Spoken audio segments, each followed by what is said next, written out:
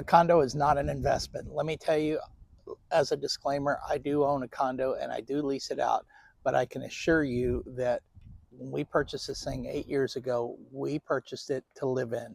And initially we thought of it to be an investment, but I can tell you from personal experience and current experience and people that I'm working with that a condo is not a good investment because there are 5 reasons why that I want to go through with you. Number one, the condo fees can kill your returns. Unless you're paying cash for a condo, you've got the mortgage, the insurance, the property taxes, which are high in Texas, and you also have HOA fees with assessments that always happen. And let me tell you something about HOA fees. If you didn't know this, HOA fees always go up. They never go down. And so you've got cost on amenities and stuff that you may not even be using. We have a pool. I use the pool, but a lot of people never use the pool. We didn't have on-site security, but we did have a security gate that broke down periodically. And we didn't have a gym, so we didn't have those amenities that we might get in more of a luxury style condominium. And this was not a luxury condominium, but it worked for us for the time being that we were there, and we were there for 8 years. The second reason is the appreciation on a condo never outpaces a house. When COVID was kind of crazy, but the average appreciation could be 6 to 7% a year on a home. You are not going to get that on a condo. And let me tell you, this is again personal experience and the people that I've worked with in this same situation.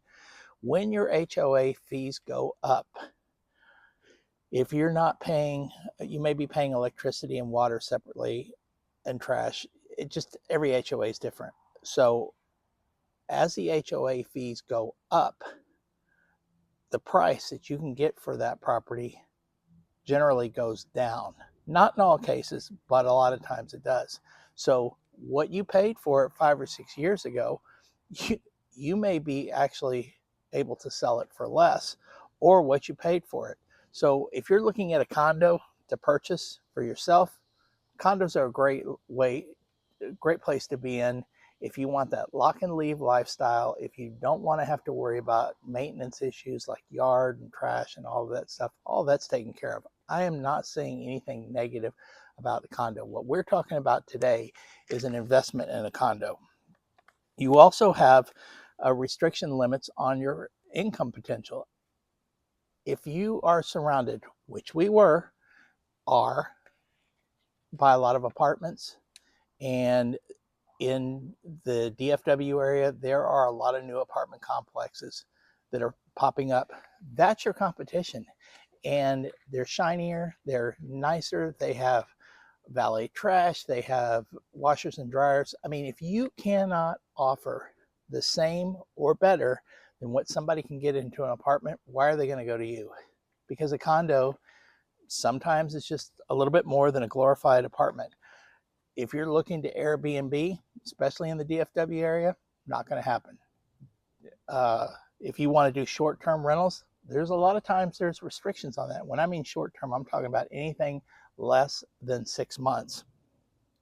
So bottom line is you really can't pivot to a higher income use. You're really limited and you have a lot of restrictions on what you can do with a condominium.